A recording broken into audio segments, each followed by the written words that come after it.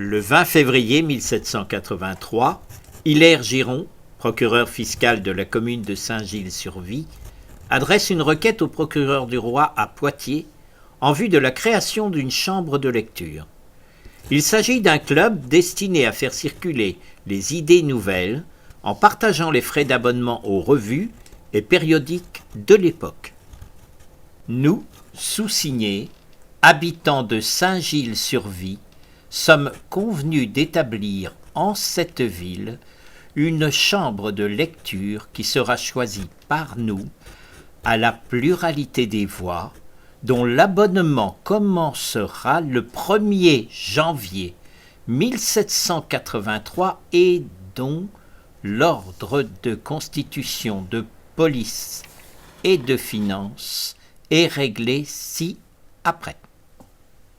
Dans son discours inaugural, Benoît de la Grandière, son premier président, en définissait ainsi les objectifs. S'instruire réciproquement, sans obstination.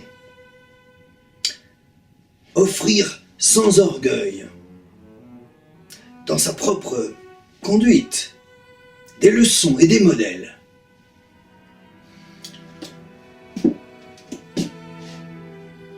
Voir en nous nos propres défauts pour les corriger sans indulgence.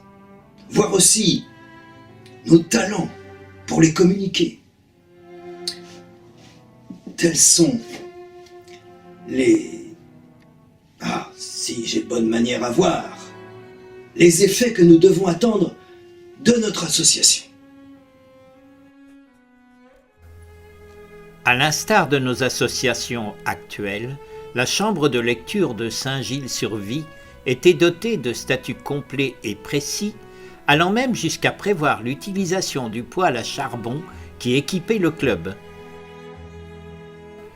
La liberté d'association dans sa conception moderne représente la liberté d'exercer les droits fondamentaux de liberté de conscience, de religion, d'idées politiques, mais aussi la liberté de s'associer au sens strict, c'est-à-dire de constituer physiquement un groupement, de se réunir, d'agir en commun, le droit d'adhérer ou non à ce groupement.